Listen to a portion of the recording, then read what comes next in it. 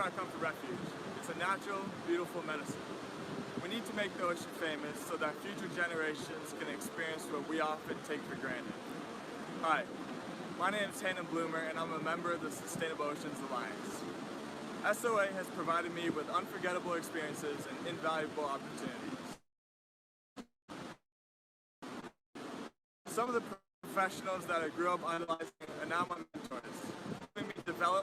I've engaged in dialogue with heads of state, experts, and advocates at the United Nations and national conferences. It is our generation that together will be the wave of change. Most of humanity knows the ocean's out there, but doesn't experience it, doesn't live in it. And so it's being destroyed with nobody watching. And it's time that somebody watch.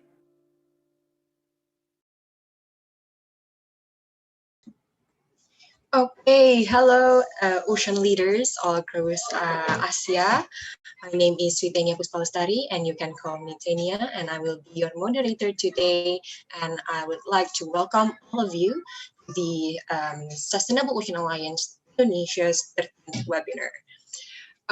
First of all, before we dig down to the introductions and also about the webinar itself, I'd like to remind us short housekeeping rules about how you can rename yourself on the Zoom participants.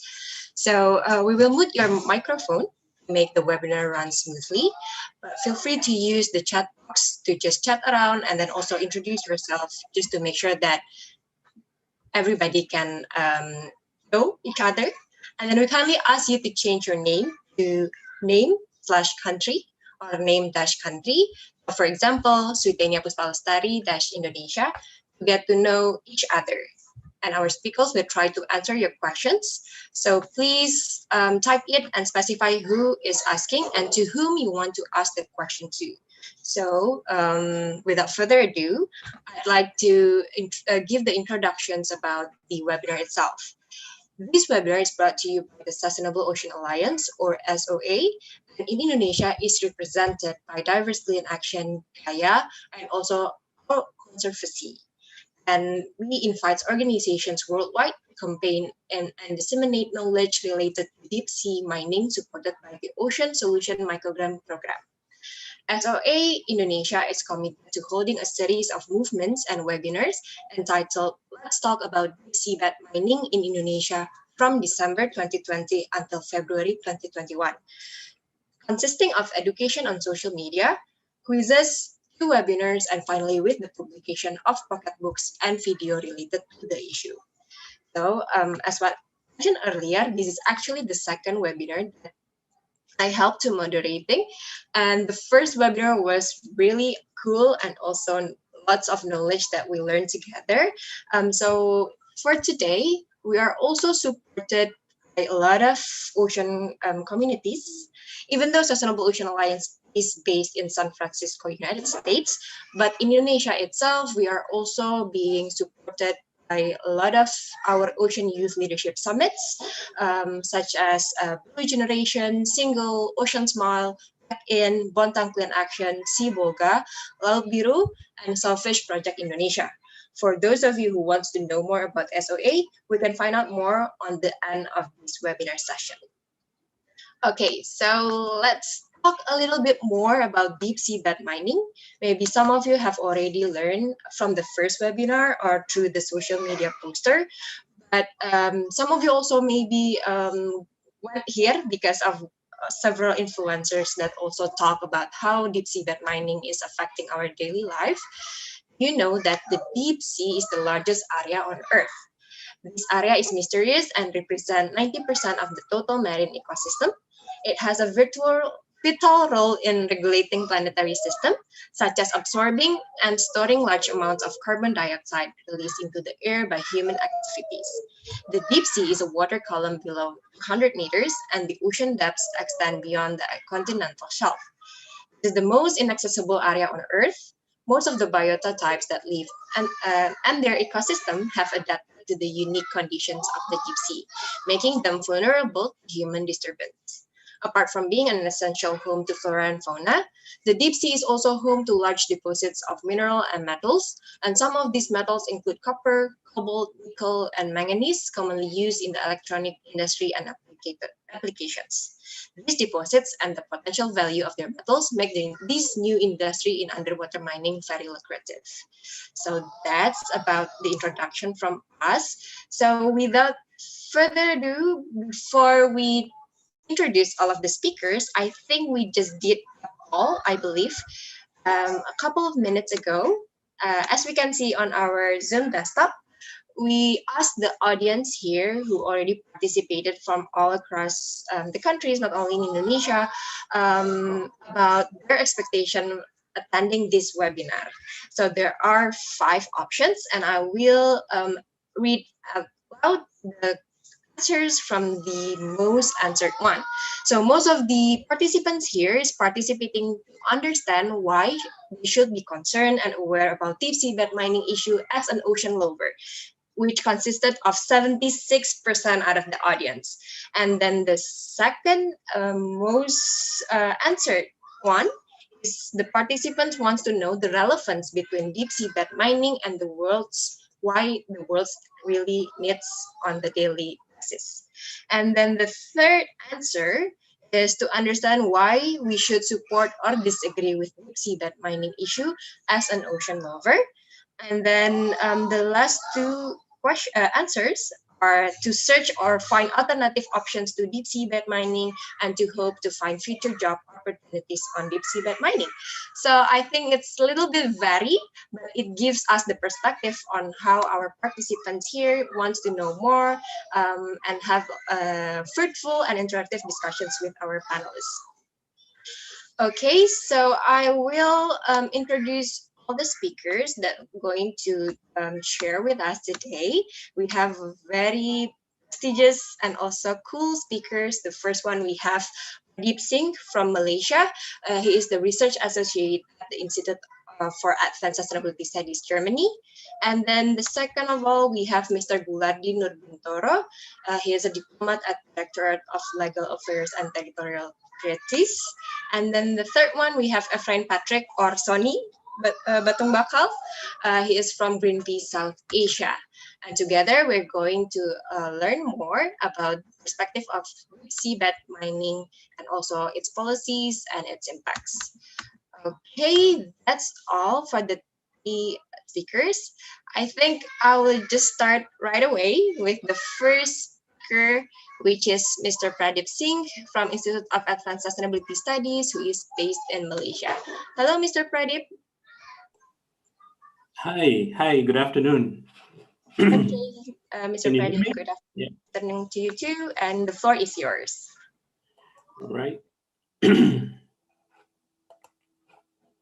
So I'm just sharing my screen, my slides. Please let me know if you can see it. Yes, we can see it clearly. All right, so should try and full screen it. Great. Right, thank you for the introduction and the invitation today. So today I will speak to you about deep seabed mining, and I'm going to focus more on the international seabed. And I will cover legal, regulatory, and institutional aspects, and I will also speak about the sustainability of it towards the end. Just a bit about myself. I am from Malaysia, even though I've been in Germany for some years now for my PhD and also, just working on deep seabed mining at the Institute for Advanced Sustainability Studies. And at this institute, we do a lot of topics on sustainability. And I'm part of the ocean governance team. So we focus a lot on ocean issues like marine litter or biodiversity beyond national jurisdiction and deep seabed mining, which is what I do. So today I will be talking about deep seabed mining, and I'm really pleased to see the poll results that a lot of you are interested to know and become aware of this. So when we say deep seabed mining, what do we actually mean? We include the exploration, but most importantly, the eventual exploitation of these mineral resources that are located at ocean depths of 200 meters and onwards.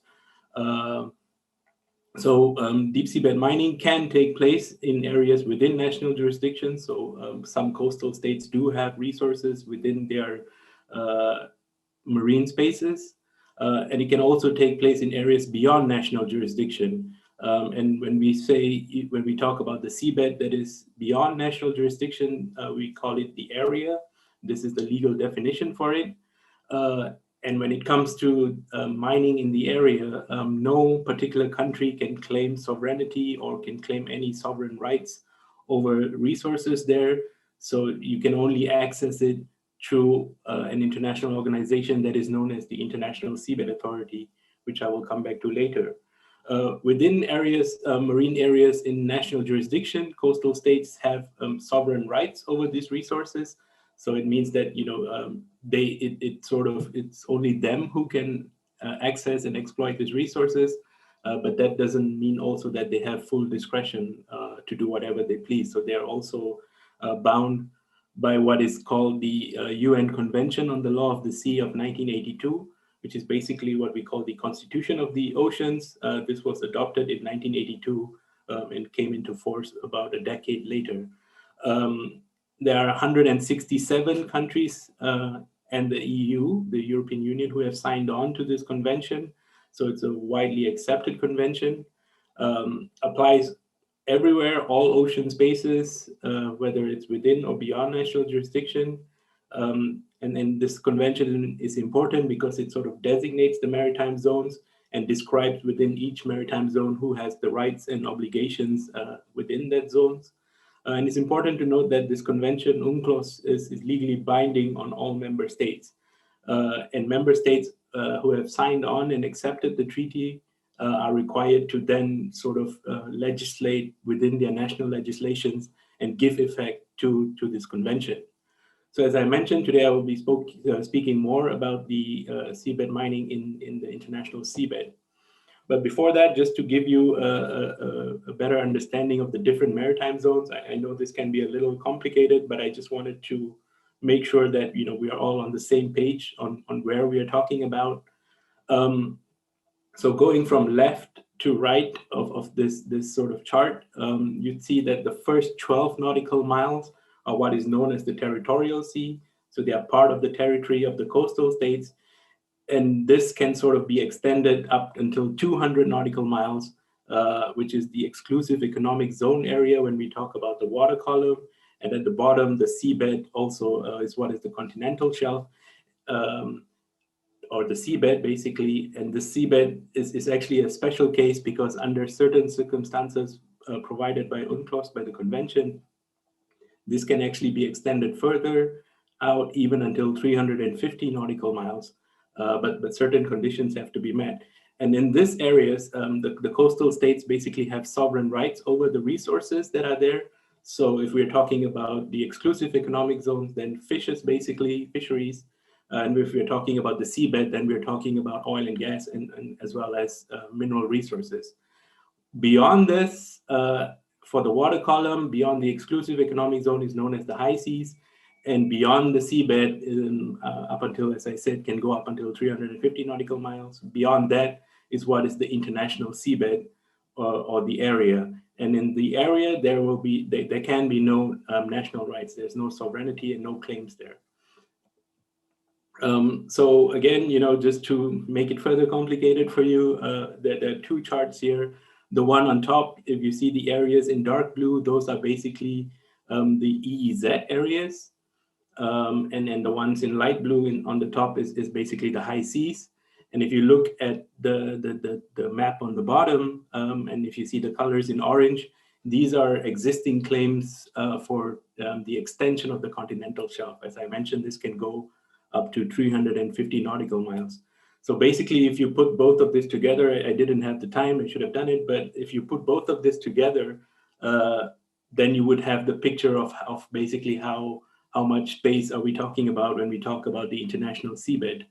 At the moment, it's between 52 to 54% of the seabed of the ocean is basically the international seabed, so more than half. And if we're just talking about the high seas, it's about above 60%. So quite a significant ocean space or seabed area, I should say, is basically beyond national jurisdiction. As I said, more than half. So basically, when we talk about mineral resources that are on the international seabed, what are we actually talking about? Well, the definition given by the convention by UNCLOS is a very broad one. So it says everything that is solid, liquid, or gaseous, as long as they are sort of minerals, located in the international seabed beyond national jurisdiction. This is basically what is covered by UNCLOS.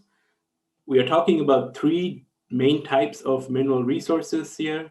You would be wondering, why aren't we really covering oil and gas? Well, that's because these are what would mainly fall within the seabed areas within national jurisdiction. So when we talk about the area, we're mainly talking about three mineral resources.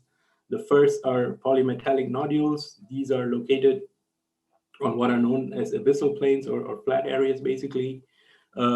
Average depths of 4,000 to 6,000 meters, but you could also already find them in quite abundance around 3,000 meters. But these are quite deep, so it's really 4,000 to 6,000 meters is basically a really tall mountain that is sort of those depths. The second resource type is polymetallic sulfides. These are located at hydrothermal vents, which I will sort of give you a picture later. The average depth is about 1,400 to 3,700 meters. And so I forgot to mention the metal content of this. Why it's actually interesting is because they have copper, lead, zinc, and also some silver and gold. Whereas for polymetallic nodules that I was talking about earlier, the main interest is nickel, copper, cobalt, and manganese.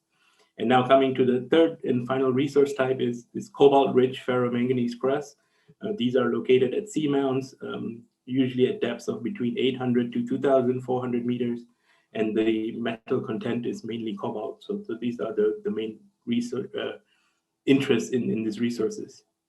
So just to give you a picture of what an abyssal plane looks like with nodules. So basically this is what it looks like. And then these nodules are potato shaped, as you can see on the seafloor spread all over in this picture.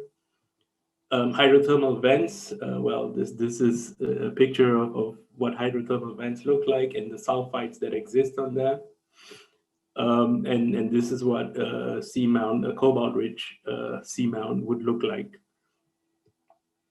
So just to give you a bit of background on how interest came about in mineral resources, nodules, I should say, were first actually discovered around the 1860s or the 1870s. But there was no real interest in them until 100 years later. There was a publication in 1965 by Jean Merrill called The Mineral Resources of the Sea. And, in this publication, it was sort of, hyped that polymetallic nodules are, of very high value and we can reach them and get them. And so this sort of basically, sort of initiated or rekindled the interest in these resources. But it was already clear back then that only rich and developed states had the technology and the financial strength to sort of access these resources. So this sort of created a very nervous atmosphere at that point in time in the mid 1960s, and it sort of led one diplomat, Ambassador Arvid Pardo from Malta, to basically request states to sort of declare these resources as a matter of common interest. So there was a lot of negotiations going on at the United Nations from 1967 to 1970. And one point that I want to note here is that we should remember that more and more countries basically started to gain their independence from the 1950s and the 1960s. So there was a lot of developing states, and of course developing states being newly independent were really concerned about falling further behind developed states if they cannot sort of access resources. So in 1970, there was a UN General Assembly declaration that says that these resources beyond national jurisdiction are the common heritage of mankind, which are to be administered by an international organization. And it was also decided, the same year that there would be an intergovernmental conference to basically address all issues on the law of the sea. So negotiations took place between 1973 and 1982 to basically come up with a comprehensive agreement on the law of the sea. But this topic of mineral resources in areas beyond national jurisdiction, again, became very divisive. There was still this fight between developed states and developing states. And one thing to note is that, we still didn't really know much about the deep seabed back then. And at that point in time, interestingly, it was mostly thought to be a desert, that there was very little life there because it was so deep and so dark.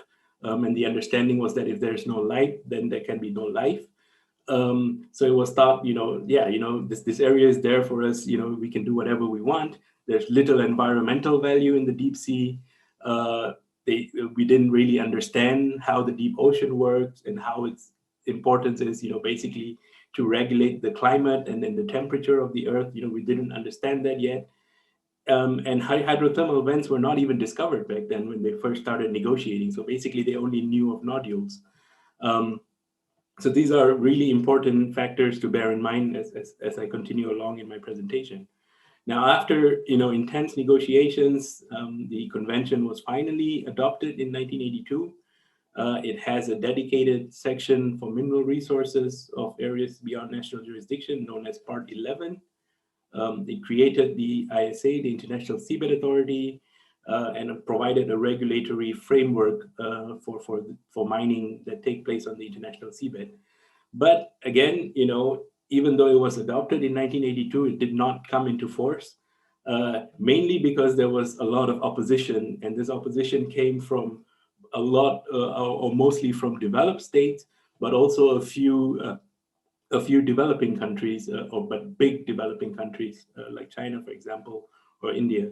And the main disagreement that these countries had was specifically on Part 11. So they were basically happy with other parts of the convention, but they had a problem with Part 11. And it was sort of a rule when the convention was negotiated that you cannot just pick which parts you want. If you agree to one, you have to agree to all. And so that sort of, caused a lot of countries to sort of decide not to sign the convention. And then, eventually there were like further negotiations, which led to another agreement specifically to implement Part 11 that was reached in 1994, modifying quite a bit of provisions in the convention. And so this sort of allowed countries to then say, okay, I'm happy to sign. And they sort of accepted the convention, and the International Seabed Authority was born. Now, what does Part 11 basically tell us of the convention? So I've sort of put down a few provisions that sort of, is the essential provisions relating to mineral resources of the area. Article 136 says that the area and the mineral resources there are the common heritage of mankind. So basically reaffirming the declaration from 1970. Also saying in Article 137 that there can be no sovereignty there. States can be held liable under international law for any damage that can be attributed to them. And importantly, mining activities in the area shall be carried out for the benefit of mankind as a whole. Also, it tells us that whatever financial or economic benefits that come from mining shall be shared equitably. And importantly, the ISA has to take necessary measures to ensure the effective protection of the marine environment from the harmful effects of mining. And finally, it also sort of gives a special condition for the ISA that they have to sort of promote the effective participation of developing states in mining. So it has to be something that has developing states in the forefront of it. So how does it all work? When we say the ISA, what do we mean? So we actually mean all the contracting parties of the convention. So the 167 states and the European Union. So this is the general idea. This is what we mean when we say the ISA, but I will come back to this in later slides. The convention tells us that the ISA is the organization to organize and control activities in the area, mining activities, particularly with a view to administer the resources of the area. And I've put down a list of the main responsibilities of the ISA here. So basically to develop a system for exploration and exploitation. So the ISA has to develop rules, regulations, and procedures on mining. It also has to, like I said, take necessary measures for the protection of the marine environment. The ISA is the body that considers and approves any application for mining. It also sort of determines the financial terms, so basically payments, how much contractors need to pay the ISA to access these resources. It also requires the ISA to establish a benefit sharing mechanism. So basically with all these payments that it receives, how it should distribute it.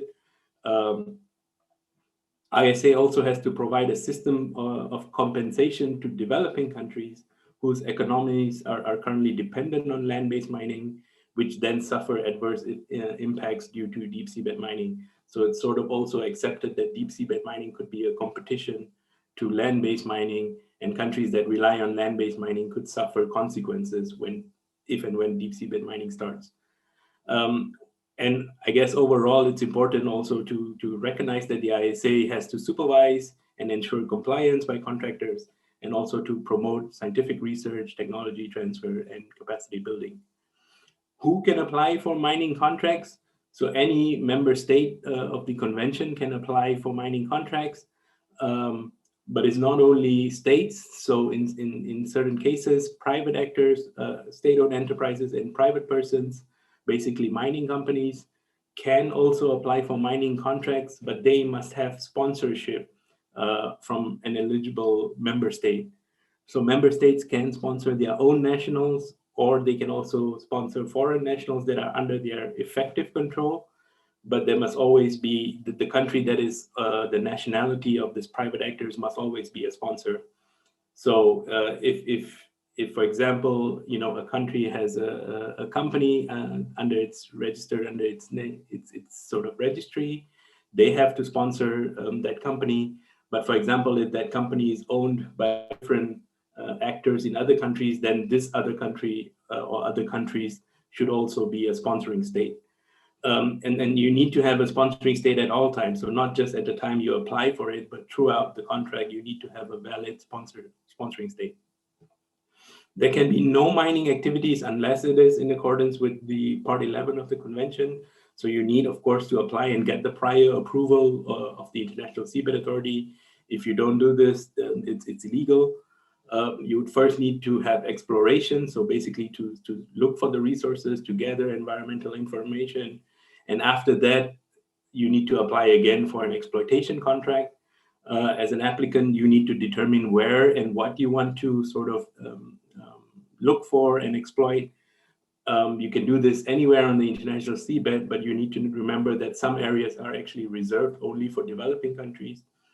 And yeah, so once you have a contract, you are subjected to the convention, the 94 agreement, and all rules, regulations, and procedures and decisions also by the ISA. At the moment, there are about 30 exploration contracts. There are no exploitation contracts yet because regulations for commercial scale minings, these are currently under negotiation. So just a map to basically show where the exploration contracts are. So on the left is what we know as the Clarion-Clipperton zone. On the right, you have the Atlantic Ocean, and the Mid-Atlantic Ridge is a particular area of interest. And then closer to home, we then have some contracts at the Southern Indian Ocean, and at the very right, the Western Pacific Ocean. So remember I said, the International Seabed Authority is the organization responsible for this activities. Who is the ISA, or what is the ISA? So this is just a sort of institutional structure of the ISA. There is the Assembly, the Council, and the Secretariat that are the main bodies, and we have the enterprise, which is not yet in operation. And we also have some subsidiary bodies like the Finance Committee and the Legal and Technical Commission. And there's also the Economic Planning Commission, but this is also not yet operationalized. So now I will just quickly go through them one by one to sort of basically let you know who or what these organs are. So the Assembly is known as the supreme organ of the International Seabed Authority. All other organs are basically accountable to the Assembly. The Assembly is made out of all member states of the convention. So you have the 167 countries. They are all there. Each state delegation has one vote. And the Assembly is basically responsible to come up with the general policies of the ISA. The Assembly is also required to approve the rules, regulations of the ISA, but they do this basically based on the advice of the Council, which I will come to next. The Assembly is also important because it also decides on financial matters. So, you know, this all sounds really nice, being the supreme organ and having control over all other organs. But I have a however here, because in practice, attendance is actually quite poor. So I mentioned 167 countries. You know, it's a real struggle to get even 80 countries to attend this meeting. It's mostly ceremonial and for formalities. You know, it rarely actually confronts the other organs. So instead of providing checks and balances, it just, you know, accepts recommendations. It relies heavily on the Secretariat. And the very important point is that, you know, it has no say whether or not to approve a mining application. This is not a task for the Assembly. It's actually the task for the Council, which is the executive organ of the ISA or the decision-making body. And it's this body that actually decides whether or not to approve mining applications. The Council is made out of 36 member states. These members of the Council are elected by the Assembly based on regional groups through the following 5 categories. So you have a group of 4 countries that are major importers or consumers of the commodities that come from seabed mining. Group B is the 4 major investors in countries in deep seabed mining. Group C comprises of the 4 major exporters of commodities, so basically countries that rely on terrestrial mining. Group D is for developing states, and Group E is for 18 states that are picked on different geographic locations. So, you know, since we are talking about Southeast Asia, I just wanted to point out that Indonesia routinely has a seat on Group C, while another Southeast Asian country also routinely has a seat in Group E. But perhaps Dr. Goulardi will speak more about this. I just also want to point out that the voting system is actually quite unique. So if it goes to a vote, you know, votes will be counted based on which group you come from. And the value of your vote is sort of, you know, differs based on which group it comes from. So it's actually quite important if you are in groups A, B, or C. But in practice, the Council virtually never goes to a vote, you know, so decisions are always taken by consensus and mostly through informal negotiation. So they sort of discuss things informally and try to come on the same page. And then decisions are always adopted based on this procedure. So it rarely goes to a vote. And one final point is that the work of the Council depends a lot on recommendations made by its subsidiary body, the Legal and Technical Commission. So basically, if this committee sort of recommends the approval of a mining application, it's really hard for the Council to basically say no. So what is this body, the Legal and Technical Commission? So basically, it's a subsidiary body to the Council, providing it advice. It's by 30 members.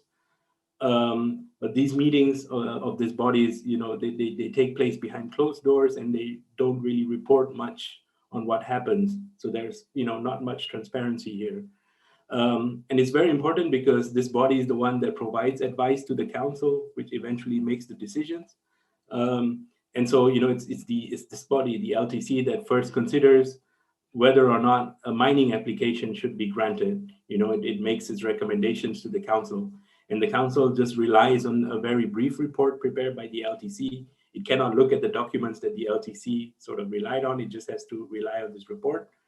LTC also, you know, formulates the first drafts of rules, regulations, and procedures.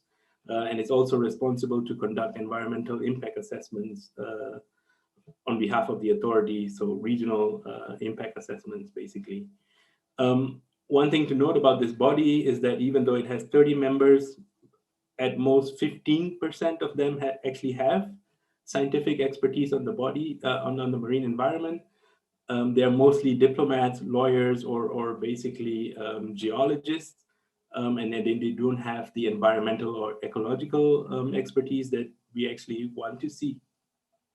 And about a fifth or 20% of the members of this expert group, they're sort of affiliated with mining contractors on national jurisdiction. And this is actually quite worrying because, you know, if they are sort of representing the interests of mining contractors, and they sit at this body at the same time, then perhaps there is a big conflict of interest. The Secretariat is the administrative body headed by the Secretary General that is elected by the Assembly. So the Secretariat is the only body that is permanently operating in Kingston. The other bodies usually meet once or twice a year. And the Secretariat sort of provides a lot of administrative assistance to this, and it actually exerts a lot of influence on the work of the ISA. In some cases, quite extraordinary when we compare it to other organizations. And so at the moment, the Secretariat, sort of is really pushing forward the mining agenda. The enterprise is a very important body. As I mentioned, it's not yet operationalized. But it's basically the body that is, supposed to basically carry out mining for the ISA. And it was actually one of the initial ideas when we were talking about common interest, common heritage in the mineral resources. This was sort of envisioned as a mining contractor that would represent all of mankind and act on behalf of all of mankind. And so the convention basically said or presupposed that, okay, we get the developed rich countries to provide financial support to the enterprise, share mining technologies with this body, and enter into joint ventures with it, and allow this body to do mining. But developed countries instead saw the enterprise as competition, and they were not interested, basically, to support a potential competitor. And this was one of the reasons why the developed countries didn't sign the convention and wanted to renegotiate Part 11. And the agreement that came in 1994 basically modified the convention. And as a result of that, the enterprise is not yet in operation today. So this is just a picture of what an ISA meeting would look like. And this picture was taken in 2019. This was also where I first met Dr. Gilardi. So environmental concerns, and I'll just go through this very quickly. We know that the deep sea provides valuable services to us, sequesters carbon, regulates the climate, also pharmaceutical benefits. So COVID tests, some of it, sort of we get it from the marine genetic resources of the deep sea to sort of enable the COVID tests. Our current understanding tells us that the harm is going to be significant. In some cases, this would be irreversible on human timescales, such as the loss of biodiversity. And then the third bullet point is that it's not just going to only affect the area that has mining activities, it's going to go beyond that because of plumes or sediment spread that would go for kilometers, and this can affect the food web. Also, when the minerals are extracted and brought on the ship, there's going to be discharge of waste back into the ocean, and this would also cause significant impacts, in the mid-water column as well. We still don't really understand cumulative impacts, including not just from different mining activities, but also other activities and climate change. At the moment, this is not taken into account very much. For example, in some regions like the Clarion-Clipperton zone, where there's a lot of polymetallic nodules, contract areas are located quite close to each other. And in other areas, other bodies that have sort of said that, okay, this area has a particular environmental importance. Well, basically the ISA has not fully embraced this yet. So, they have actually awarded exploration contracts in areas that other bodies see as, particularly important for the environment. The possibility and extent of damage to ecosystems, we still don't know much about this. And the information that we get from contractors are still quite low. Regulatory concerns, I guess, there is no dedicated body for the environment. There's no scientific body for it. We depend a lot on the LTC. And as I was saying, this Legal and Technical Commission doesn't have much expertise.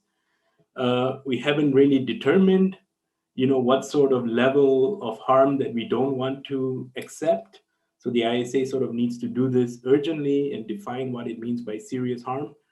ISA is fully reliant on contractors for data information. So basically whatever the contractors submit to it, that is basically what the ISA takes on.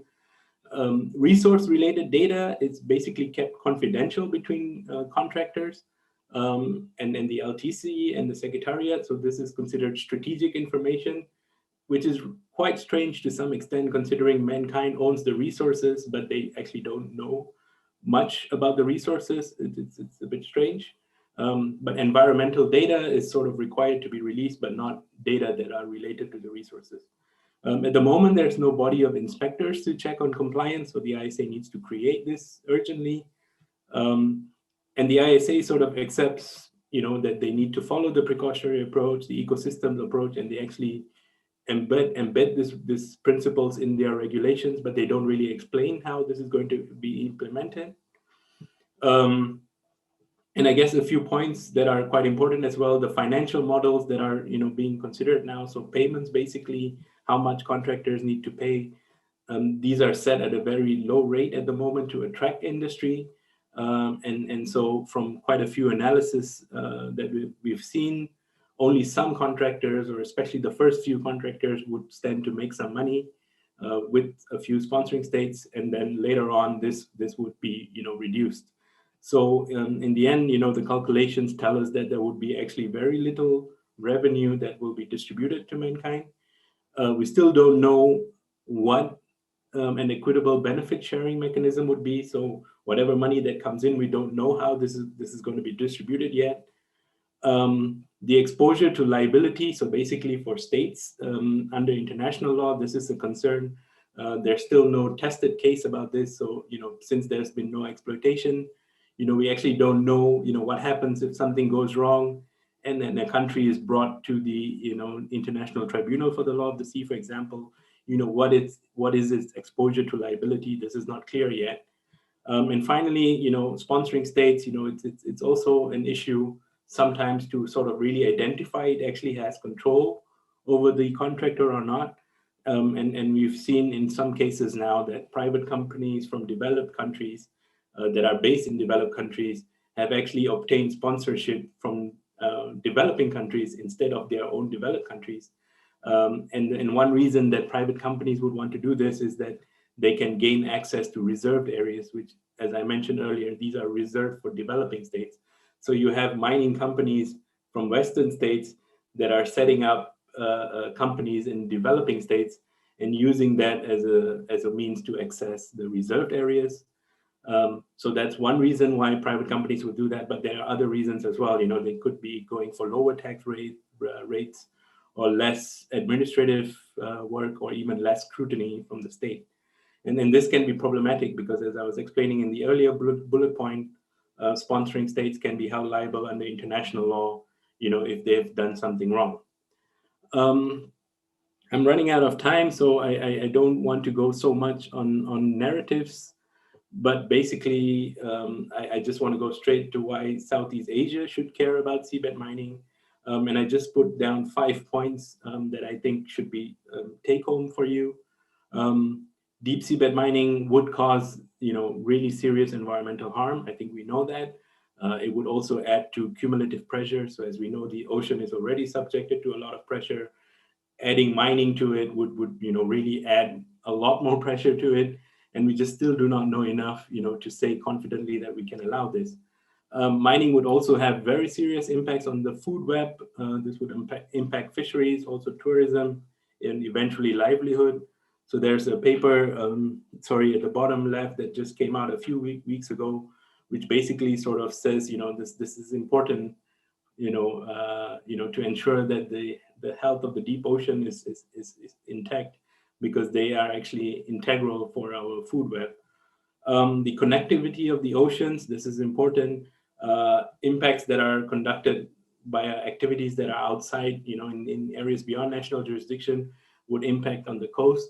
So prior to this, we sort of, only thought that whatever we do on the coast, for example, plastic pollution and things like that, we know that it reaches, even the very deep points of the ocean. So we thought it was going from the coast to the deep ocean and not the other way around. But there's a paper here in the middle that sort of already tells us very clearly that even what we do in the deep ocean is going to come back to the coast as well. So this is also something very important to bear in mind, that whatever that is happening even far outside of our coastal waters is going to come back to affect our coastal waters. The payment mechanism that is by the ISA at the moment, if you really look at it, it would only mean that a few contractors would profit, and there would be very little money to distribute to humankind. And if we want to make it, value, like if we want to make it a profit-making industry, we need a lot of mining and a serious lot of mining if you want to make the income substantial. But this, of course, is a very big problem because the environmental impacts are going to be devastating. So if we talk about 1 or 2 or 3 mining projects, that's already bad. But if you really want to make money from it, you need to do a lot of mining, and it's quite clear that the ocean cannot sustain this pressure. And so we just actually released the policy brief last week, which is on the bottom right, basically talking about the payment mechanism. And we are actually going to launch this next month. So I will share the link later. And finally, deep seabed mining would also cause a lot of disruption in geopolitics and trade. And it would also affect developing countries that are reliant on terrestrial mining. And this is something, I guess, which is important for a country like Indonesia, which is reliant on terrestrial mining. So the conclusion, science is clear, the ocean and its problems are interconnected. Adverse impacts of human activities and climate change is going to just keep intensifying. At the same time, as we are talking about whether or not to go with mining and to sort of enable the regulations that allow mining, we are also talking about an instrument for the high seas called the Biodiversity Beyond National Jurisdiction instrument. We also have the SDGs, including SDG 14 for a healthy ocean. And so, it's necessary that we don't undermine, the efforts that we are taking elsewhere, and at the same time go for deep seabed mining. And once mining actually happens, whether it happens on the area or in areas within national jurisdiction, there's going to be increased pressure, and it would be really hard to intervene once you've awarded contracts. So if the ISA is going to say that it wants to follow the convention, at the moment it could, more and more people are saying that, the time is not yet ready, we need more science. And as you've mentioned in your, promotion for this webinar, there have been calls for a moratorium from different groups that are actually growing because of these concerns. So let's see. I think, just a final point, it remains to be seen if actually we would open up our seabed for, commercialization, or if we would recognize the importance, the environmental importance of the seabed and protect it, and at the same time to balance whatever activities that we do, with also the natural capital value to sort of keep the seabed intact. So that's it. Thank you from my side. Thank you, Mr. Pradeep. What a clear and also such an integrative presentation. And thank you for joining us from Germany on such an early morning. We really appreciate it. And without further ado, we'd like to go to the second speaker. I just got a reminder, as the participants number is growing here in Zoom, also in YouTube, I'd like to remind for all the participants to rename your name on the participants section into your country and also your name, so we can know and understand on whichever countries you are coming here. As we see now, there are a lot of participants coming from Indonesia, Philippines, and then also other countries in ASEAN, and etc. It's always now to know whom we are discussing this issue with. Okay, and also I'd like to remind that you can type your questions directly on chat box, just like what have been done by several of our participants on Zoom. And at the end of this webinar, we will choose 3 best questions, which will be rewarded with a gift from Diverse Clean Action, which is a coral adoption package under your name. So don't wait further. Just type every time you find something, the questions during the participants' presentation time. Thank you, Mr. Pradeep. I think you should stop the screen share. Thank you. And now we're moving on to the second speaker. We are going to hear more from Mr. Gulardi Norbintoro, the diplomat at Directorate of Legal Affairs and Territorial Treaties. So we will understand more about how is the political and regulation issue, especially under Indonesia, and also maybe geopolitics aspect. Mr. Gulardi, coming from Jakarta. Okay, we are waiting for Mr. Gulardi to Hello? unmute himself. Okay, Okay. your time is starting from now, 25 minutes. Thank you, Mr. Gulardi. Yes. Thank you very much for the introduction, and thank you very much to the organizer for inviting me to speak at this webinar. It's truly an honor for me. My name is Gulardi, as already introduced earlier. I am a diplomat at the Directorate of Legal Affairs and Territorial Treaties. I am also be entrusted with the representation before the International Seabed Authority dealing with ISA issues and also with maritime boundaries issues in the Directorate. And so I really had the opportunity in 2019 to meet with Pradeep in Kingston, Jamaica, whom unfortunately I haven't met again until today. So I am grateful to the organizer for reuniting us. So I'm also grateful that Pradeep has already explained thoroughly about the regulatory aspects of the deep seabed mining in the area, in which I do not wish to repeat. But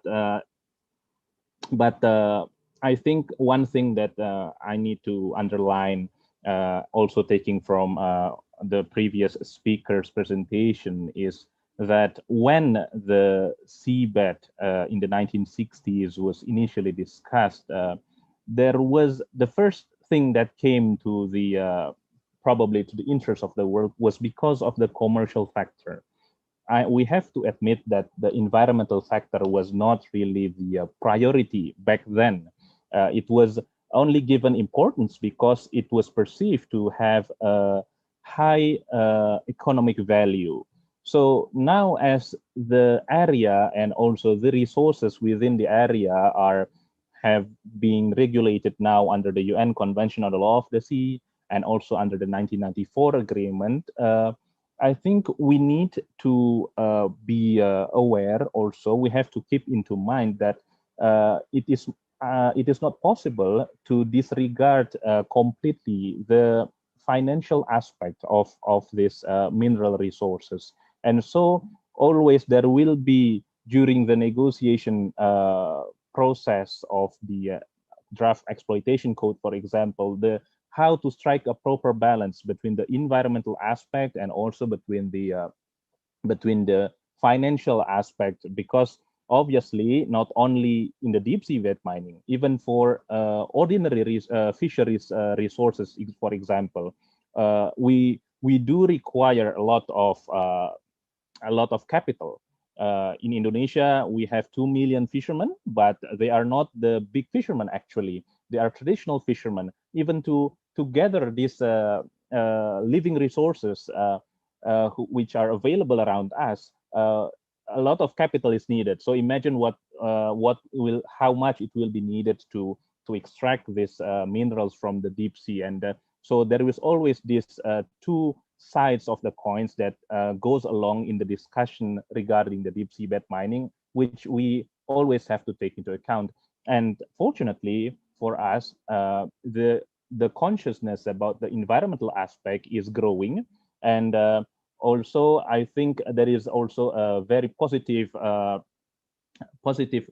thing that we are not allowed to start the exploitation until we do have this exploitation code. So if we compare it to other legal instruments, for example, usually technologies are always ahead of the law, but now for this deep seabed mineral, the technologies, regardless how much advanced it is, it will not start until we have the law. So I think there is an opportunity for us to properly strike a balance between these two aspects. Now that the framework, the regulatory framework has been discussed thoroughly by Pradeep, I think I will go directly to the Southeast Asia and deep seabed mining. And so I think there is not much to talk about actually, because what we see here actually is that there are no statements on deep seabed mining if we talk about ASEAN as an institution. I think the closest probably that I found is the chairman's statement in the 34th ASEAN Summit in Bangkok. It recognized the challenges of biodiversity conservation and the impact of climate change in ASEAN, in particular activities relating to the loss of biodiversity. And I couldn't find any, the joint ministerial statement of the recent 38th ASEAN Ministers Energy Meeting did not address the issue of deep seabed mining. So what does it tell us? It tells us that the issue of deep seabed mining in Southeast Asia or in ASEAN countries are not adequately addressed. There are a lot of factors behind that I will address in subsequent after this. But what we can see, for example, from the national legislation on deep seabed mining, only Singapore is the Asian country, ASEAN country, which has enacted a domestic legislation on deep seabed mining. And Singapore is the only ASEAN country so far as a sponsoring state in the constructor. And none other than Singapore has enacted this domestic legislation. But Indonesia, now we are in the process of drafting a national legislation on the activities in the area. And but we do it cautiously because we do want to address the issue of environmental concern as an aspect that requires thorough deliberation. So we do not want really to hastily draft national legislation only for the sake of having it. Like for example, we want to be the second country in ASEAN to have a national legislation. No, that is not what we want. We want to have our, we want Indonesia to participate in the activities relating to the activities in the deep seabed mining in the area, but we want to do it properly. So we are in consultation with the various ministries in Indonesia, the Ministry of Energy and Mineral Resources, the Ministry of Forestry and Environment, in Ministry of Research and Technology, in order to invite all the stakeholders, at least first in the government area, to properly manage this matter. Now, if we look at the representation of Southeast Asia at the International Seabed Authority, Indonesia and Singapore are the two countries that are members of the ISA Council until today. And then the members of the Legal and Technical Committee comes from the Philippines and from Singapore. And also there is a member of the Finance Committee is from Myanmar. So you see here that I think there are only like Indonesia, Singapore, Philippines, and Myanmar, the Southeast Asian countries that are represented here in the International Seabed Authority. Of course, if we talk about the assembly, all the state parties are represented in the ISA. But if we look at this more particular structure, we will see that some not all ASEAN countries are represented, but of course there are political consideration as well in this issue. And I would also like to address that the attendance meeting. Why is it poor? I think the poor attendance meeting in the ISA in Jamaica is one of the more. I think probably one of the reasons is the long flight and also the long flight to Jamaica, one, and also the cost to Jamaica. It is also it is a concern that has been raised in various ISA forums that for developing countries, how do we make the attendance? How do we ensure that all parties are able to attend? Because it seems like wait, how come you cannot afford to send someone there? Well, there is concern about that, and this issue is being raised in ISA forums, and we still have not. I think we still have not reached a solution. Why? How do we need? How can we solve this problem to ensure more participation during the council meeting or during the assembly meeting, because as Pradeep has said earlier, that what we require is not only the diplomats. We need also the voices of the scientists. We also need the voices of the economists, probably. We also need the voice of the environmentalists.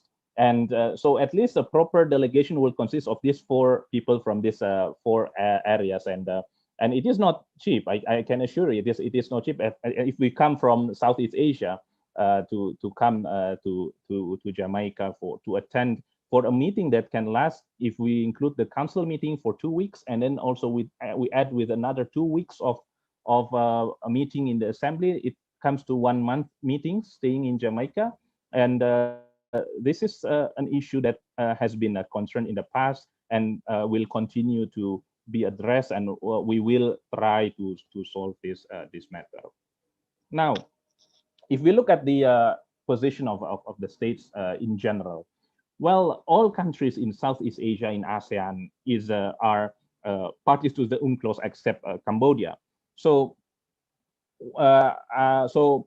basically, they adhere to, they are parties to the convention and also to the rules governing the Part 11 on the deep seabed mining. So all of them, except Cambodia, are parties to, are members of the ISA Assembly. But if we can see here, for example, if we look at Myanmar, Myanmar encourages the strengthening of cooperation between the authority and the UN to support the implementation of SDG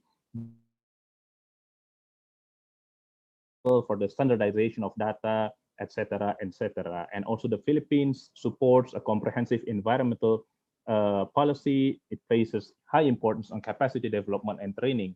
Also, Indonesia said that we aspire to be a sponsoring state in the future, and we want to be more active in the ISA. This is actually one of the slides that I presented in Myanmar during one of the workshops organized by the ISA and the government of Myanmar. And so far, there hasn't been much advancement, because probably it was in 2019, and then also in 2020, we have the pandemic, which prevented us from organizing a face-to-face meeting. And so some negotiations are put on hold.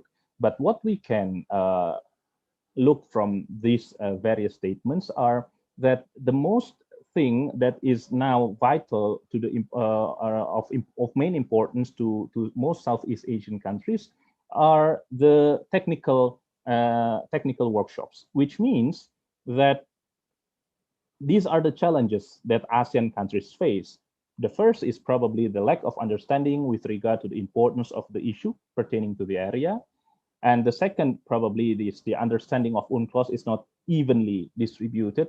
One of the main important thing is because of the language barrier, because I think aside from Singapore and Malaysia or Brunei, probably the official languages are not English. We know that we are not native English speakers. So to understand this complex convention consisting of 330 articles, and then also adding with the 1994 agreement, and then also with other regulations, then it's quite challenging to keep up with all this,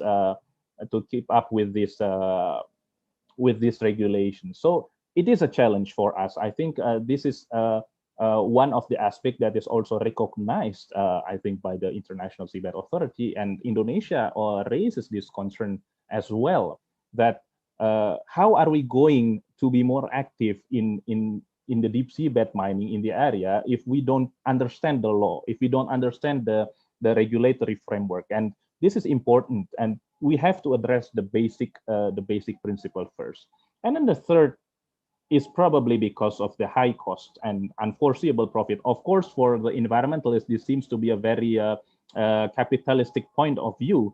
But as I said earlier, even at the very beginning of the discussion, the deliberation about the deep seabed mining, what they had in mind was the economic aspect. That's why it is being stated as a common heritage of mankind, because we wanted to ensure that all humankind can benefit from this. And maybe right now we can say, oh, we can benefit by not exploiting it. That is another issue, but certainly back then it was not the way how they thought about it. So high cost unforeseeable profit is one of the aspects why it is remaining a challenge for ASEAN countries, and why ASEAN countries are not really into the issue though it is a very important aspect. Now, what to do? Then capacity building is needed to raise awareness about the deep seabed mining. And then the second point is to utilize the allocated fund for developing countries to attend ISA meetings, because the ISA is not, it's not going to Jamaica only for the sake of traveling. No, not at all. But of course, there is the place in Jamaica in the ISA headquarters where we are deliberating the issues, and without the proper participation, then we will miss the opportunity to ensure that to strike the balance between environmental aspect and the financial aspect can be assured. So I think that is the second point. The third point is the raising institutional awareness also through ASEAN meetings, probably is one of the aspect in which how we are able to raise awareness among let's say from the government sector in ASEAN, that it is an important issue that need to be addressed. Why? Because as the map already showed in Pradeep's presentation, Southeast Asia is located, well, not quite nearly, but since the effect of the deep seabed mining, the ocean as a system will, of course, somehow will go, the pollution will reach our coast. So this is the thing that we also need to address as a regional institution, and also probably through bilateral mechanism between Southeast Asian countries. And in this aspect, the Indonesian government recognizes that we do need to enhance our capacity in government officials and academia. That is why we invited the International Seabed Authority to conduct a national capacity building workshop to Indonesian government officials in earlier this year in January. So because it was conducted online, we did a 3 days workshop for Indonesian stakeholders, the relevant ministries that were participating, and also universities. Not only the universities, not only the faculty of law, but also faculty of engineering were also participating in the workshop, because it is a cross cutting. It is a trans-boundary, so to say, issues that is not enough to be handled by lawyers, and the ISA itself has a capacity development program that Indonesia wishes to take benefit from over the next years.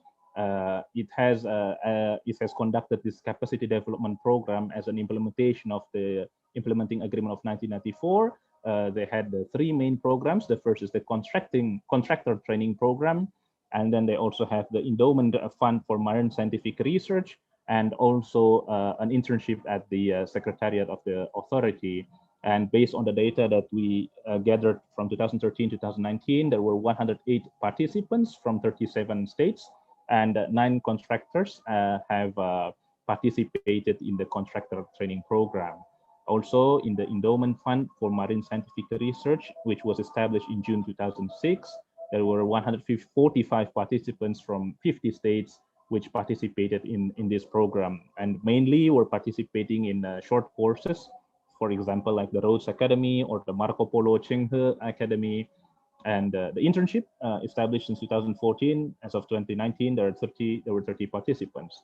And Indonesia's the numbers of participations for the contractor training program, there were 7 participants, and there were 5 participants for the EFMSR. Mostly were participating in the Rhodes Summer Academy, in Greece. It is an academy, it is a short course about law of the sea for 3 weeks. And then also another one participating in the Marco Polo Chenghe Academy. The internship at the ISA Secretariat, there hasn't been none from Indonesia so far. Probably one of the reasons is, again, the living costs and then the travel expenses that is quite expensive, and I think this is another issue that we need to address. So in February 2020, I was invited to attend the ISA workshop in Kingston, in Jamaica, and on behalf of the government, I stated a few points in which we believe the Indonesian government believe that the basic understanding on international law of the sea, UNCLOS, ISA, and the area is a priority, not only to the government officials, but also to the public as in general. And therefore, capacity development through regular, what we call it like a socialization on international law is needed. And while being mindful of the language barrier, we propose to have a capacity development through training for trainers. So for example, the university professors who are very fluent in English, they can be trained in English, obviously. And then in turn, they will be able to teach in their own languages to the students, for example, or to give a training for government officials, for example, who are responsible for drafting national legislation in their own language. So training for trainers is important aspect as well. And as I mentioned earlier, that enhancing ISA's cooperation with regional bodies was one of the things that I discussed in the workshop in 2020. So in conclusion, this is quite a short presentation. The Southeast Asian countries need to be more involved in the area, because from the environmental aspect, as I have mentioned before, the pollution will somehow get into our region, into our coast. So we need to address this issue. And also, once the exploitation code has been enacted, there is also some concern about how, let's say, how will Southeast Asian countries or how will developing countries, in which most of Southeast Asian countries fall into that category, will not be put into an economic, how do I say it? It will not be to the detriment to the economic situation of these countries once the exploitation phase has started. And therefore, I think Southeast Asian citizens are encouraged to take part in various ISA capacity development programs, because it is one of the way to understand more about the ISA, about the area, and also about the regulations pertaining to the development or the mining of the deep seabed mining. And the third is that environmental aspect should not be neglected. Hence, participations in the drafting of ISA regulations are needed. And when we are talking again about the participation, then we come back to the discussion that I mentioned earlier about how can we assure there will be no more poor attendance in the meetings in the ISA. So I think that is for now that I can say about. So I will look forward to our discussion. Thank you very much. Thank you, Mr. Gulardi, for lending your precious time. I believe you are so busy with the governmental issue. In this Saturday, we learn a lot to understand on how a country try to develop the understanding and also the effort in terms of deep sea bed mining in Indonesia, and also we get the pictures and also statements and summaries about the other ASEAN countries. Thank you very much. So I think we're going to move on to the third speakers. We're going to have Mr. Ephraim Patrick Batung Bacal. We can call him Mr. Sonny. He's coming from Greenpeace South Asia, and we believe we're going to learn more about how is the advocacy and campaign in terms of the Southeast Asian citizens and also youth in terms of deep seabed mining. Okay, without further ado, Mr. Sonny, coming from Yeah, Philippines. thank you very much. I would need help in the slides, guys. Oh yeah, thanks. Okay.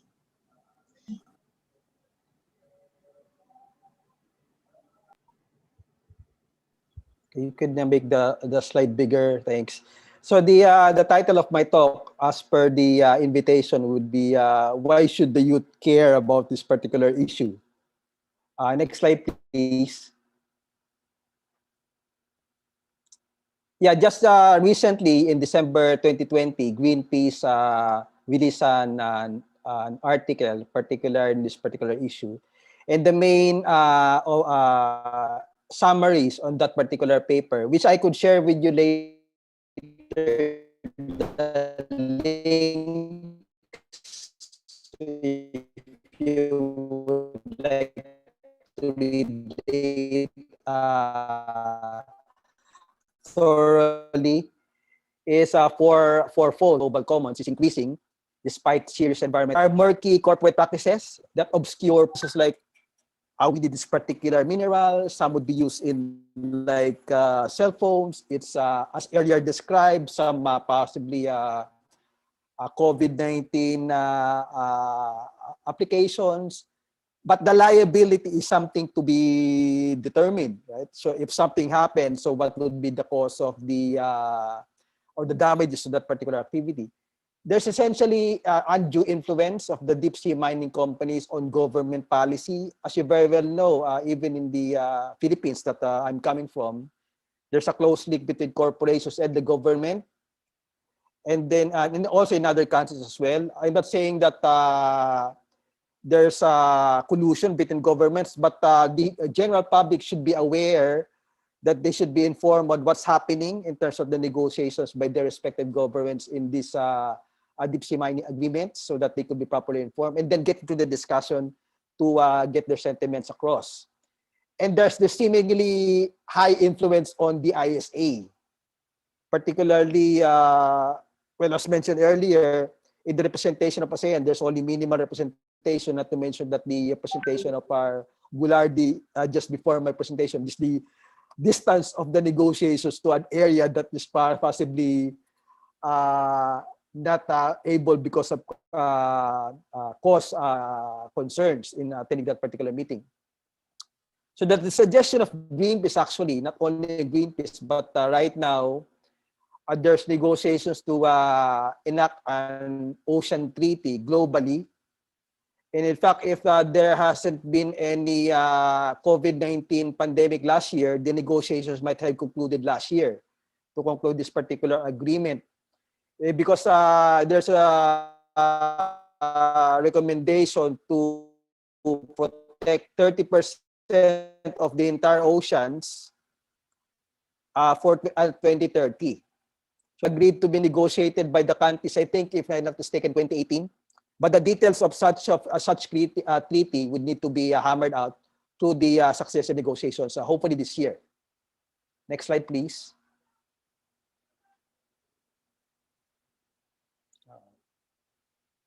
So essentially, in detail, what Greenpeace is calling is also similar to the previous speakers, although implicitly, this is what they are suggesting. We have to make sure that the deep ocean remains off limits to mining operations. Essentially for the reasons that was described earlier. For one, the cost would be too much. In fact, if we're the global community would try to take a step back, because right now, just last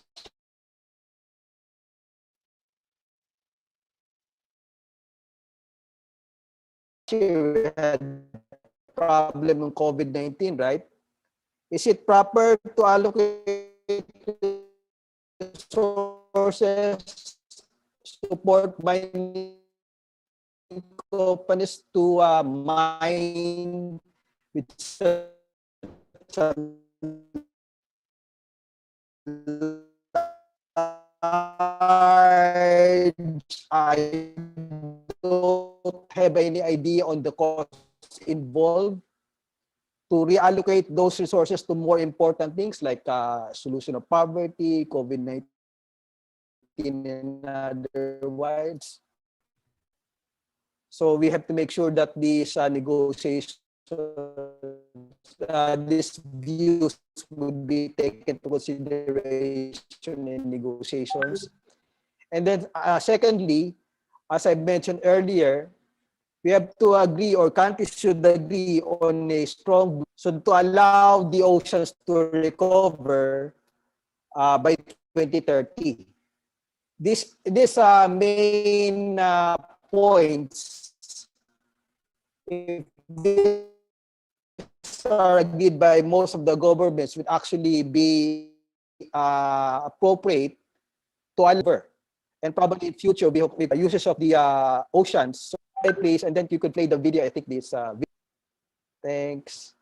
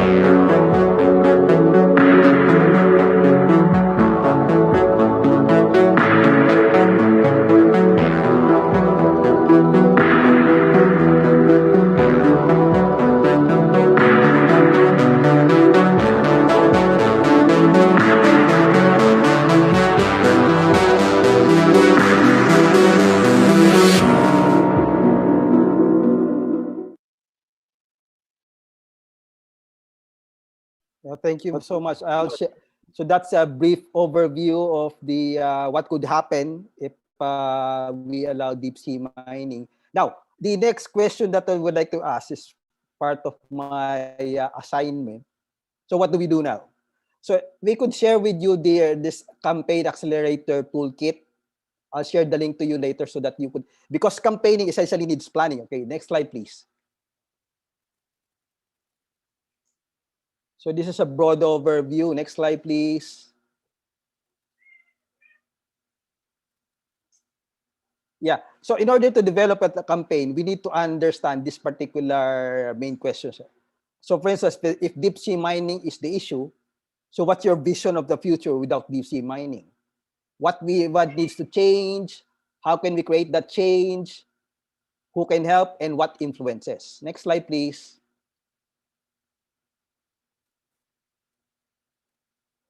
So for instance, here, there are how many participants in this group? 75.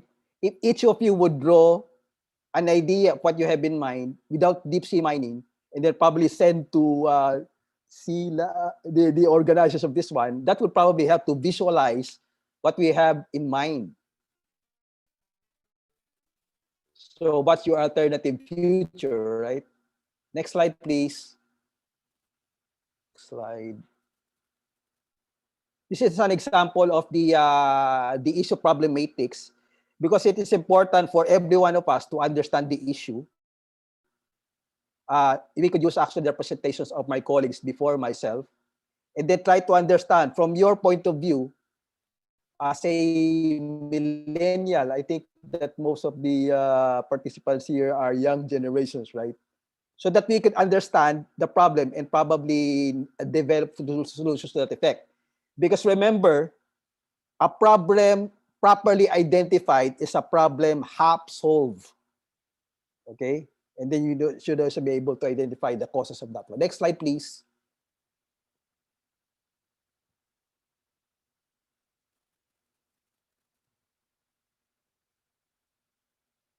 I will skip this one. This is like a general context map. So using if this were like a face-to-face meeting, most likely there would be a large room, and then these guys would be organizing meta cards and then put in the external trends, political climate, technology factors. But because of COVID-19, unfortunately, we would not be able to do that one. But this is just an example. I'll share with you the links to this materials later.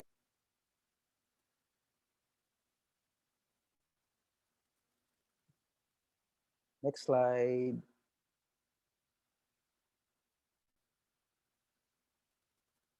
Hello. Oh, there. Yeah. So this one is a very interesting slide. But in 2020, half of the population in this particular part of the world, Southeast Asia, is above 30 years old, or between 20 and 30 years old.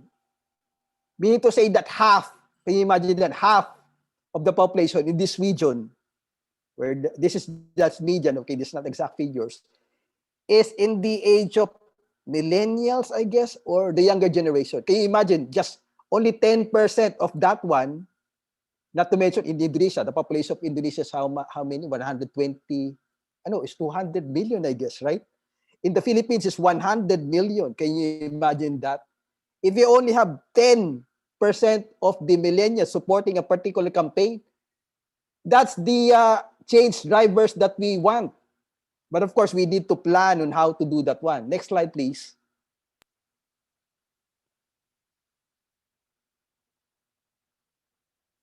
Next slide. Now, this is also very important. Who are your audiences? What's the main message? Conduct message testing, surveys, man on the street, identify message platforms, and develop an immediate and short-term communications plan. Because as you very well know, the younger generation right now, what they say to even my daughter, who's only 19 years old, if it doesn't exist in Facebook or Twitter, it doesn't exist, right? That's the generation right now. So we need to identify what particular platform do we have to have our message across, right? Next slide, please. So for instance, if we would use the persona, right, to identify the audiences, you could use this particular form. Maybe tomorrow, if you have time, through using Messenger and Facebook, you could talk to your friends. What do you hear about the issue? Have you heard about deep sea mining? So to get an audience feeling what they have in mind. Because right now, how many participants are here? 77, right? But each of those 77 have friends, right? Maybe 10 best friends, or even 5. So there's already a multiplying effect in terms of getting this particular issue across. Let's not be too concerned with what is their position as of the moment. What's important is that they understand the problem and the impacts and how to help out. So it's not important whether you are pro deep sea mining, or you are supporting the ISA, it's important first to understand the problem, and then whatever direction might be, that would be a campaign that each of us would be organizing ourselves, also with the other groups as well. Next slide, please. Next slide, please. Okay, just skip this one. This is just normally after the interviews, we just debrief what we accomplished on that. But because of COVID-19, we could actually use maybe Messenger or other brilliant things to, like, in groups of 10, create conversation, and then work towards from there. Over. Next slide, please. Next slide. Okay, this is a suggested ways forward. Create awareness, very important. For those of your friends that doesn't know anything, what we do not want is the notion that if it's out of sight, out of mind. Because if you saw the map presented earlier by the first speaker, I mean, it's so far away from the Southeast Asia, right? Most likely it would not affect us, right?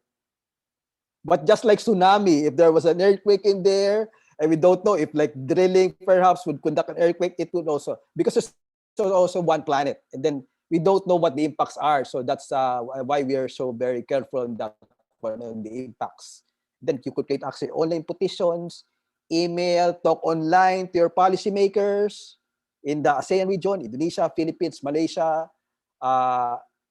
Perhaps maybe the ISA, some of our colleagues might suggest, can we have a talk with some of your with the millennials? Would that be a good suggestions? Like, we like to meet some of the high officials in the ISA, so to get their point of view, because Jamaica is really very far, right?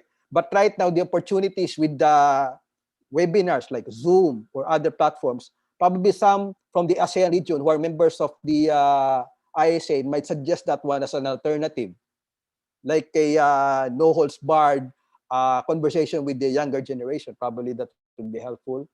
Also talk online with your represented content representatives. Like I just learned from Mr. Gulardi that we have Philippines, Singapore, Indonesia, and one more who is members of the ISA. And then, of course, collaborate with international environmental organizations, not only Greenpeace, but broad alliances as well. Next slide.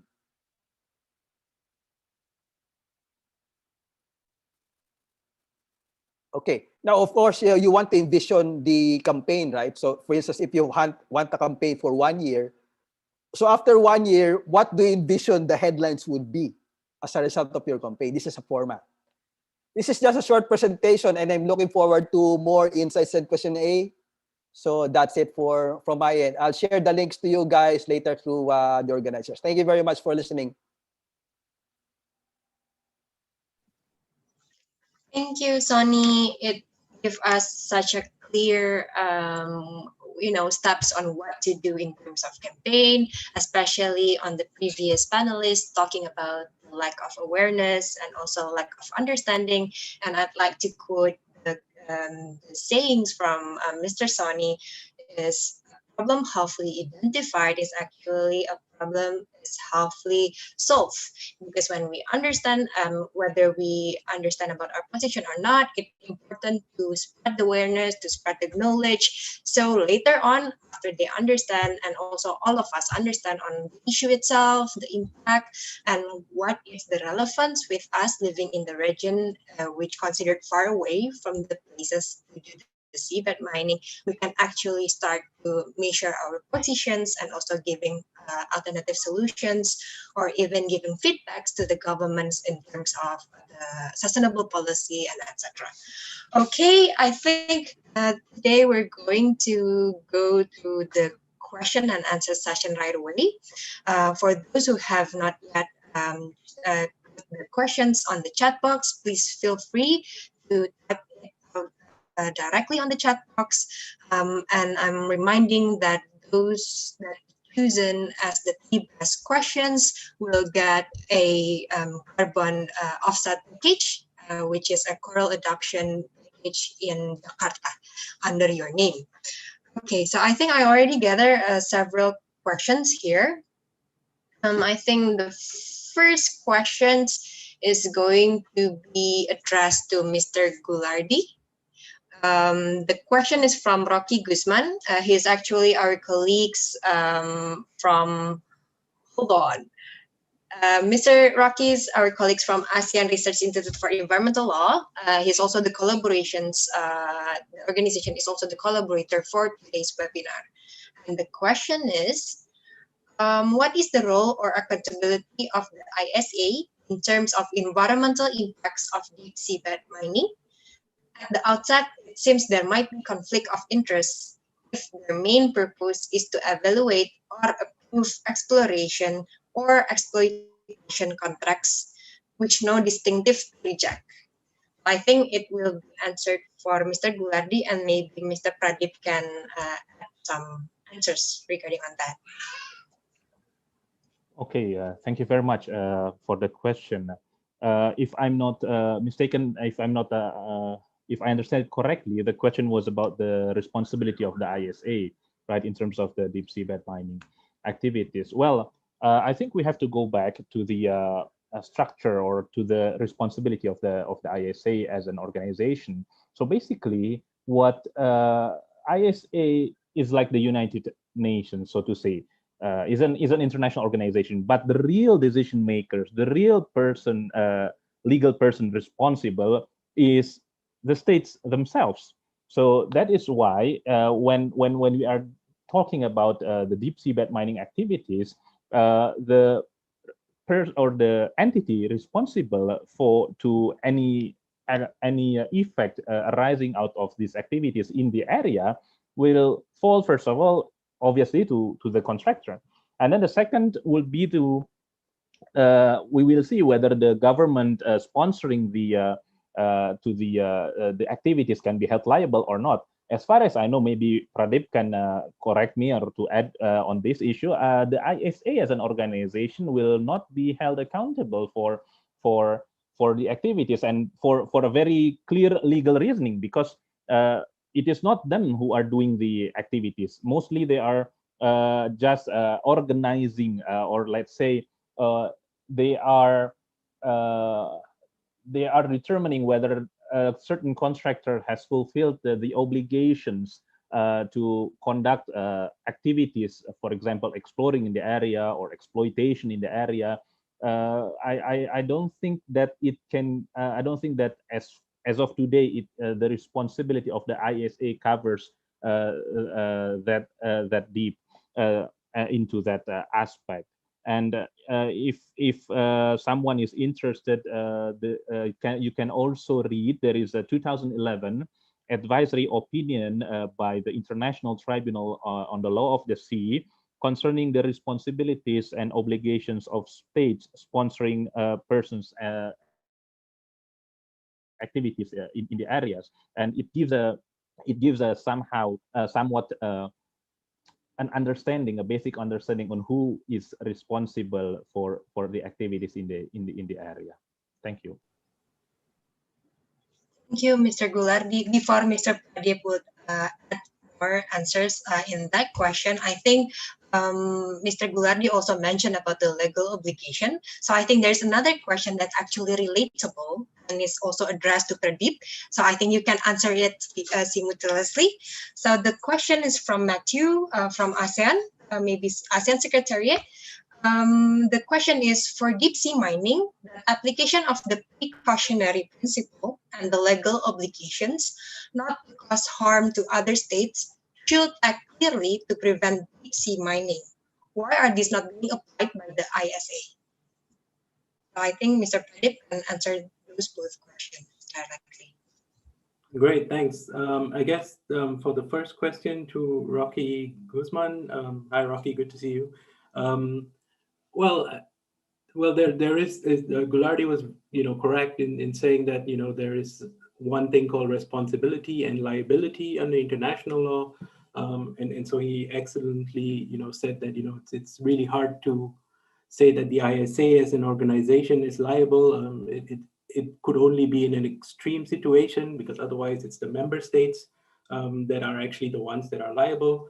That said, there are duties as well on the ISA, and such duties include, the convention talks about, the Legal and Technical Commission being responsible to conduct environmental assessments in the area. So this sort of suggests also that, although the contractors have the first role to provide their EIAs and environmental impact statements, it also suggests that the ISA could perhaps play a more active role when they evaluate environmental assessments and include, for example, if they're not satisfied, to basically reject an application and things like that. So at the moment, the regulations are not clear. The draft exploitation code also is not very clear, and negotiations are ongoing, whether it should be an environmental impact statement from contractors or whether the ISA can play a more active role and be a regulator to sort of evaluate the EIAs. And I will put in the link a paper that I recently contributed to, and we sort of address this issues. So thanks for the question, Rocky. To Matthew's question, I think the precautionary principle is a very interesting one. It can be interpreted in many different ways. I think one way, I think Goulardi also sort of mentioned is that, this is an example of a unique case where, there is an industry that has not really taken place yet, but yet we are, already regulating it before the activity happens. And so, some people would also say that is a true application of the precautionary principle. Others would also say, the precautionary principle means, we shouldn't even allow it, and we shouldn't be talking about allowing it until we fully understand it. So there are different groups that sort of apply it differently. And I'm also one of those who say that, we perhaps need to wait and learn a little bit more before we can allow exploitation. But if you want to learn more, a colleague of mine at the Institute really has written a book basically on the ISA and the precautionary principle. So everything is, in this 300 pages, which I'm also happy to put on the link. It's a really good book, and it would answer all the questions that you have. Thank you. Thank you. What a great recommendation as well for those who are wondering about the resources upon the materials of today's webinar, and also the links that maybe some of the panelists also share on the chat box. The organizer, Enhance the Sustainable Ocean Alliance, will also reach back to you guys from emails, for those emails that have already been registered through this Zoom webinar. Thank you. Okay, so this is the question to Mr. Sonny. The question is coming from Indonesia, so it's really cool to see the question is coming from all over the countries across the ASEAN region. The question is from Mr. Ari. The question is, how far, what is the most important to do by the youth in short term, or actually right now, to involve or make an action to protect the resources of the deep sea? I think Mr. Sonny can answer that, and if you have any other additional answers in terms of other two questions before, you can also add it up.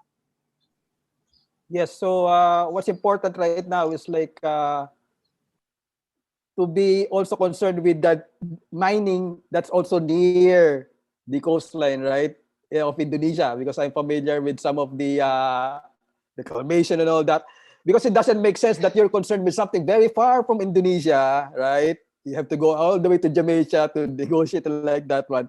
And then you're not concerned with something within the 200 nautical mile zone in Indonesia. I'm not aware of the exact details of that one. That could be also very important, because you start with your home first, right? What's near to you. And then you gradually go further. But in that particular aspect, we need probably more ASEAN countries to be involved. As I suggested earlier, it would be probably good if the organizers to have a short webinar with some of the ISA officials, with some youth members here in Southeast Asia, to get a sense on just a candid question: what's up? What's happening? How much it costs? Right? I mean, is there something near the Philippines or in Indonesia, something like that? Those questions for the younger generation would be very helpful. I mean, I've attended some of the this negotiation things. I mean, you have to go there with your suit and all that, but expensive suits. But right now, there's an opportunity to talk with them actually through a Zoom webinar such as this one. I think that would be very important, because it's important for us to understand what the perspectives are, right? We're not saying that you're anti-environment. No, you because you're pro-US. I know you're against China and like that. What's important is the perspective, right? I mean, from the different countries. So once we have a clear understanding of the perspectives from various stakeholders, the youth, maybe Apple, the ones who are, are using the mobile phones or like that, and then we get to better understand the problem. And then from understanding the problem, we gain a better idea on how to resolve the problem from that point of view. So yeah, so that's it. That's what I would suggest. Of course, I leave it up to you guys to have more creativity in how to do that. And then we look forward to receiving news on what happens on that particular one. Over. Thank you, Mr. Sonny. It is such an interesting idea that maybe we can follow up after this webinar to organize on this kind of webinar, which capture more broad views and also more broad expertise that looking forward on having a passion or having a role on in terms of deep seabed mining in the region of Southeast Asian countries. Okay, so I think we have a short on time. So I guess we can have a closing statement from each of our panelists. So we can hear more like 1 to 2 minutes remarks from each panelist before we close this session. I think we can start in terms of the panelist position as well. So the first one will be from Pradeep. Is there anything that you want to share and say on the closing remarks? Yeah, sure. I wasn't planning to, but thanks for the opportunity. I guess what is most important now, and if I, correct me if I'm wrong, but I think from the other two speakers as well, I think it's very important to have this dialogue to speak about it more and more. And I would only encourage, anyone who's interested in the topic to reach out to your friends, colleagues, members of parliament, or so on. I think it's good. It's a good idea for countries that are interested to get involved in seabed mining to perhaps even hold discussions and public debates in their parliaments. I think we've seen this in the UK, in Belgium. I would encourage, groups and civil society groups to sort of, say that this is an important topic and maybe suggest to their members or representatives to sort of discuss these issues in a more open and national debate. And at the same time, I would encourage also, more youth groups, especially from developing countries, from the global south, where we are from, to sort of, also get in touch and try to get involved at the ISA. And one way to do this is to apply to be an observer at the ISA. So basically, this allows you to participate and make your interventions at the ISA. The institute where I work for is also an observer, so I also, have opportunities to present my opinions. It's a different matter how states take your opinions and argue it later, but I think it's important to get our opinions across the table so that this would inform state members and delegates to sort of make a more informed decision or in their position. And I think this is the most important thing to get the message across. Thank you. Thank you. Terima kasih, Pradeep. Next, we have Mr. Gulardi. At the outset, I would like to thank again to the organizer for the opportunity to speak in on this very important topic. And I agree totally with Pradeep that we need to raise awareness about this issue, be it the harm, the environmental aspects, but we also should not neglect that in the drafting of these provisions in the convention, what was at the back in the mind of the drafters. So it's a real world, it's a real situation, and these are the things that we always have to strike the balance between the environmental aspect and also the financial aspect. And therefore, I would like to invite all participants who are here present today to take the most of the opportunities when there are trainings and seminars, for example, to get the better understanding. And the Ministry of Foreign Affairs is actually the national focal point. I was the national focal point for the ISA capacity development program. So if there is anyone interested to participate in such programs, they can contact the Directorate of Legal Affairs and Territorial Treaties to seek information. And also we offer internship to to all university students in 5th semester to to get a sense of what we are doing here in the foreign ministry. So of course, during the internship, you will not be only dealing with issues relating to the deep seabed mining, but also other issues as well. So, but I think it is a good way to start getting a deeper or a better, at least a basic information or the knowledge about this very important issue. Thank you very much. Thank you, Mr. Goulardi.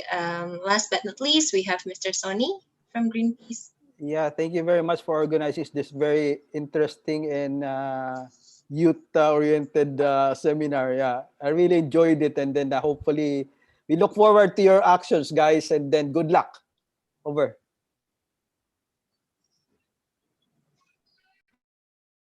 Thank you. Okay, so before I close this webinar with a video, I'd like to remind for those participants who seek for certifications of today's webinar, you can contact Diverse Clean Action through email on contact@diversecleanaction.org. We'll be happy to give you the certificate that you need in terms of confirming your attendance on today's webinar.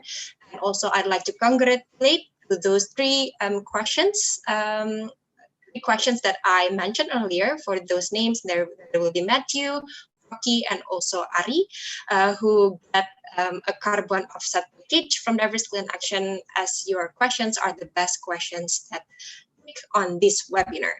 But in terms of other questions that already been stated on chat box, worry not, because we're going to ask the panelists to also give their feedbacks or answers through emails. And afterwards, as I mentioned earlier, Diverse Clean Action and also the Sustainable Ocean Alliance Indonesia collaborators is going to resum and also summarize every aspects that we learned together in terms of first webinar until this webinar into a pocket book for youth, especially to learn more and understand all the summarize of the information of deep seabed mining itself. Okay, I think that's all. And also the team remind me to give you the informations that every information will be also accessible on Diverse Clean Action Instagram and also Sustainable Ocean Alliance Instagram. So make sure to follow and also make sure to monitor all of the progress on this campaign in our social media. I think that's all. Thank you very much again for all the panelists and all of the 90 participants joining from Zoom and YouTube. Looking forward for other collaborations and also other opportunities to learn more on defending our oceans. Thank you very much, everybody. I'm sorry if there is any mistakes or unmaximized contents from me as a moderator. And on behalf of Sustainable Ocean Alliance, we'd like to say goodbye and thank you. Bye-bye. Makasih, guys. Ciao. Terima kasih semuanya.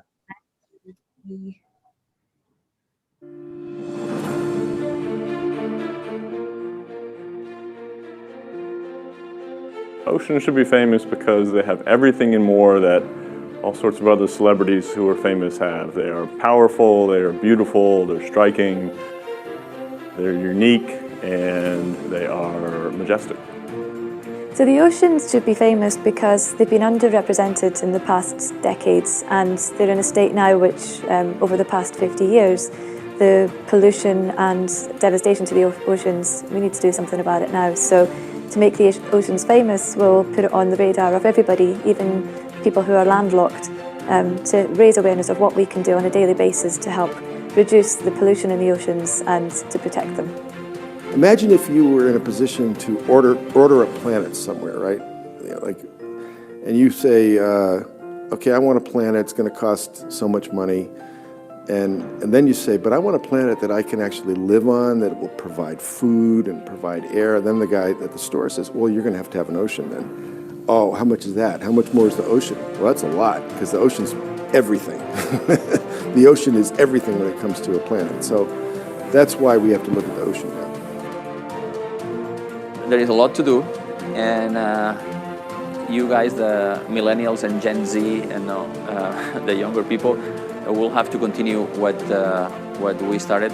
But I really want to urge, in this particularly difficult time, for young people to come forward and take political action. Make your voices heard. My challenge to the millennials is to realize just how powerful you are and to remember the words of Margaret Mead, who said, "Never lose faith that a small group of committed people can change the world.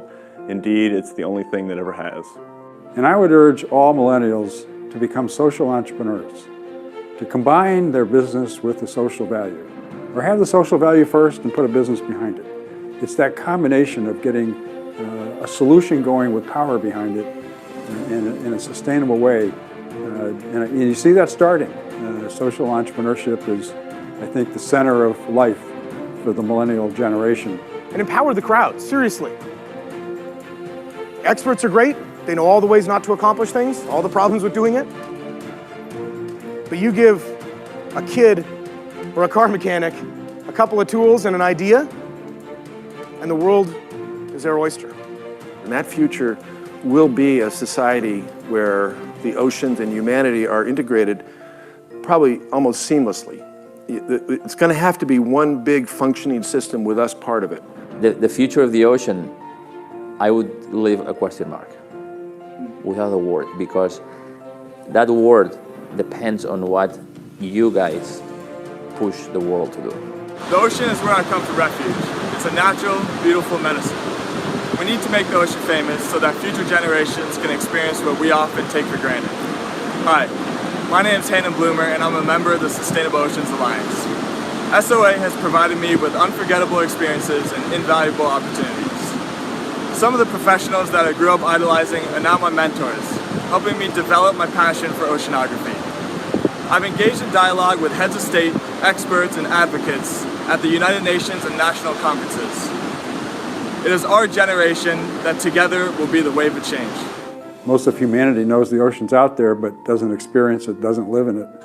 And so it's being destroyed with nobody watching.